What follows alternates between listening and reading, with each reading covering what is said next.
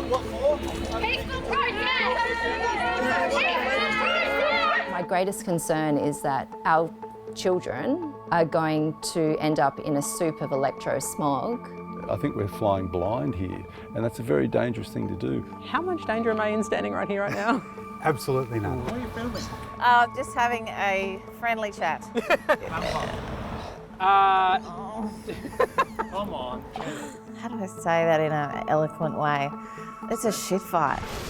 It really is. Around the world, there is a movement of people terrified about the health impacts of the next generation of wireless technologies, 5G. 1 in 8 Australians, according to at least one survey, even blame 5G for the spread of coronavirus. But why?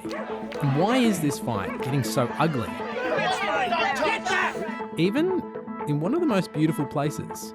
In this part of Australia, it has a long history of standing up to big corporations, standing up against coal seam gas, stopped fluoride in the water. We stopped McDonald's. There is a community here that is cohesive and they know how to stand up to big corporations.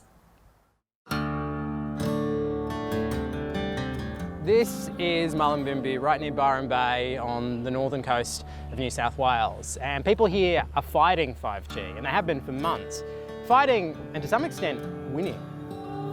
Hey, how are you? How do I do this? Do you want to climb over? As the world was going into lockdown and public gatherings were banned, activist and filmmaker Dean Jeffries and around 50 of his neighbours were campaigning to block Telstra's 5G installation. This policeman behind has got his knee in my back. He's got social distancing. I ended up just getting in the firing line. You've got to do what you can just to stand up for what you believe is right. I just feel compelled to act. Gets me into some trouble, but you know, you've got to do what you've got to do. Oh, I'm under arrest. What for? 5G network. You're pushing this through. It's against the law. There we go. No 5G. I'm sure the whales don't like it either. Telstra have now suspended their installation in the area, at least for now. This sent shockwaves around the world, and people realise that, wow, we can actually protest against this, we can stop this, and we don't have to, you know, stay in our homes and obey this lockdown. When did you first start getting interested in 5G as an issue? I've heard about 5G for quite a while. I don't believe everything that I read on Facebook. You'd be silly to. And at the same time, I use it as a resource to get information that the mainstream media is not telling me. Also that the government's not telling me. It can cause cancers. I've done the research, and it also can affect your immune system. So especially during a pandemic like we're in at the moment, you want to have a healthy immune system. Okay, before we go on, we really do need to talk about the 5th generation cellular network. So you remember when 3G came out and then there was 4G? Well, 5G is supposed to be quite a bit different, as in it could change the world. Its speed is meant to revolutionise whole industries, lay down the tracks for superfast trains, electrify roads for autonomous vehicles, rouse robotics, and basically give our smartphones superpowers. The question is, at what cost? What happens when children are exposed to, wireless radiation for, the 10 years while they're in schooling? We don't have those answers, and I think we're flying blind here, and that's a very dangerous thing to do. Yeah, so this is my tiny little kit HD camera, 360 camera, GoPro cameras and the drone. How are you deciding which kinds of technologies you're not comfortable with? Kind of walk me through that. Wireless technology is amazing, there's no doubt about it, but you want to try and limit your exposure. So I always turn my phone off before I go to bed. I don't use it as an alarm clock, better option than always being bombarded with wireless radiation. There is a certain irony here, because this is a fight that's largely being waged online. Hey, how are you? Oh, hi, I'm Tashi. Nice to meet you. Everything's on airplane mode. I do all the Instagram and Facebook admin work. Via a landline? Yeah, hardwired. Wow, Yeah. I didn't even know that was possible. When she's not caring for her 2 kids, Tashi spends hours each day helping coordinate the local anti-5G movement. I don't have a background in activism on the front line at all until about a year ago when this sort of landed in my lap, and so I, went down the rabbit hole. My greatest concern is that our children are going to end up in a soup of electrosmog. The thing with 5G is that it's being marketed to us as an upgrade, but essentially it's an addition to the current networks that we have. So there will be an increase in wireless radiation. It can affect sleep, behaviour, anxiety, depression. I invite anyone that is concerned to do their own independent research. Please don't take my word for it. Those symptoms Tashi just listed are disputed by governments and scientists around the world. But the thing is, the internet is filled with conflicting reports and information when it comes to 5G. The World Health Organisation's cancer research arm has listed electromagnetic radiation, which underpins Wi-Fi and mobile technology, as being possibly carcinogenic, alongside things like lead and chloroform. There's a group of 253 international academics who are so concerned about the potential health effects that they formally appealed to the UN to reduce exposure. And yet, the Australian radiation regulator, ARPANSA, says that there is no well-conducted research that 5G is unsafe. But it also has a disclaimer on its website waiving responsibility for any health impacts. When you hear that phrase, no well-conducted research, does it ever make you doubt the research that you've done? No, because they're not putting any research papers forward proving that 5G is safe. If it's safe, prove it. I have been to an information session with Telstra. Unfortunately, I wasn't given any information. What did they say?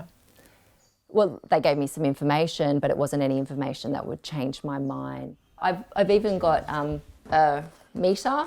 Anything that goes into orange and red is spiking. So I can show you if I put my phone off airplane mode, it will start seeking connection. I don't even have service here, but you can see it's spiking intermittently, trying to seek connection. There it goes again.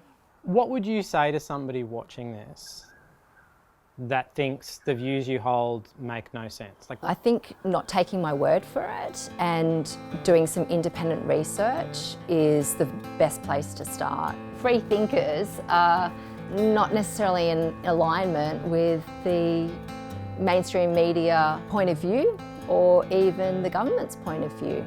Just because the government says so doesn't mean that we can't question. And that free thinking extends all the way to the local council. What are your biggest fears about agreeing to do an interview about this particular story? What are you most concerned about? Well, clearly appearing like a nut job. Sarah Njai is the Deputy Mayor of Byron Shire Council, who asked for a moratorium on Telstra's 5G installation to address community health concerns.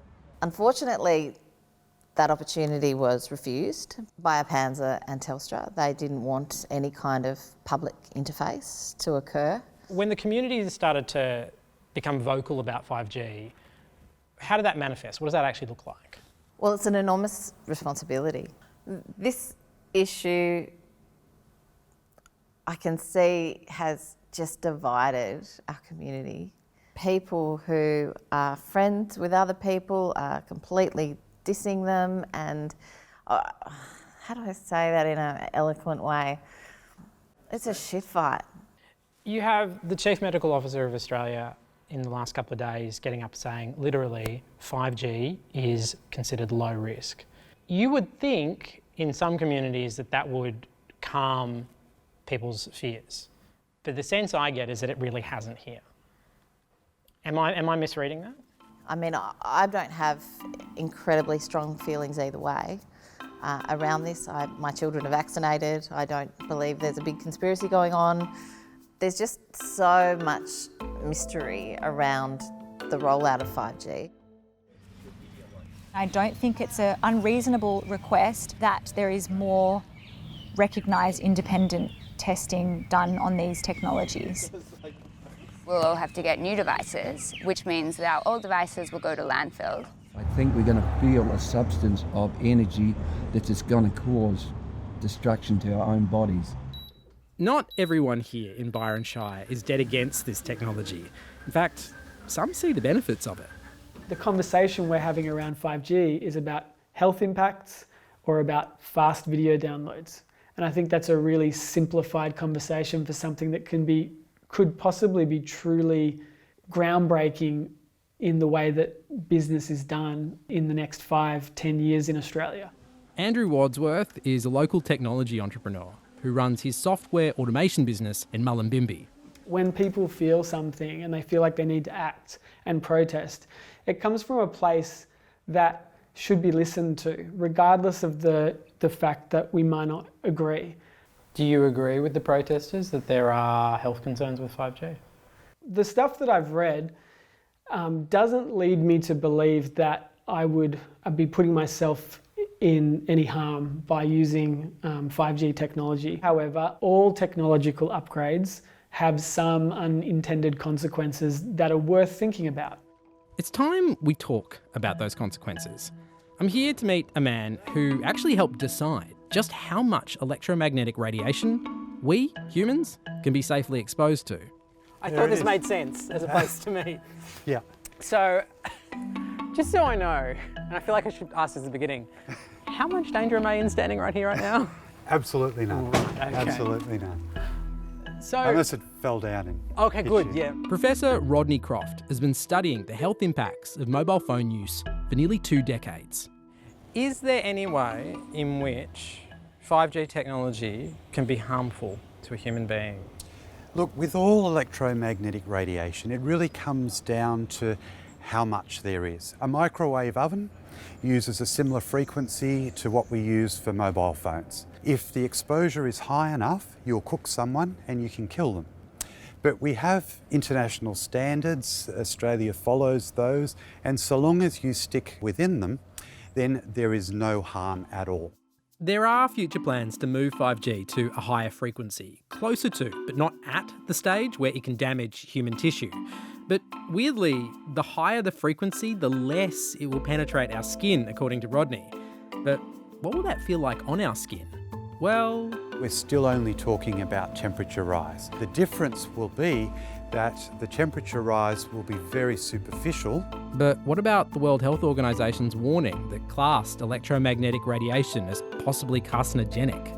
What they've actually said is that we don't have any evidence that mobile phones cause cancer, but it's possible that it does. That's as far as it goes. And that level of certainty equates with things like coffee, pickled vegetables. I suppose one of the distinctions that the protesters make is that there's plenty of research into the long-term effects of mobile phone use and mobile phone towers, but it's specifically about 5G. Certainly, yeah, look, it's very true that the amount of studies that have specifically looked at 5G are very limited. But from a science perspective, that just isn't relevant. What's relevant is the electromagnetic energy, how that affects us. I think it's important to remember that we did also have these concerns with 4G, 3G, 2G and microwave ovens as well.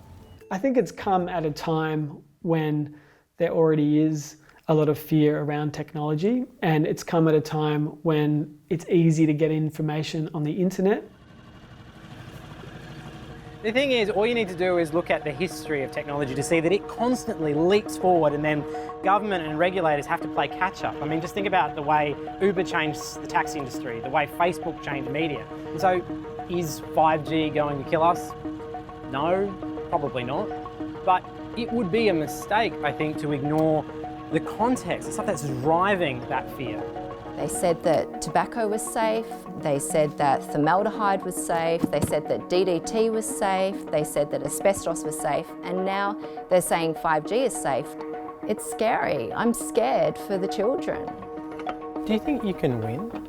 Yes, definitely. Even if a government body says that it's safe, my suspicious mind would go to what is the government's agenda here and start asking some questions. Do you think people are fair to question when new technologies roll out? Yes, I do think it's very fair to question, but I think that people also have to be prepared to accept the answer. It's not good enough to merely say anything new is bad and society has to stop exactly where it is now forever. which in essence is what the argument is with 5G. Hey, if you enjoyed that, make sure you subscribe to the Feeds YouTube channel. And you can watch these videos here. See you next time.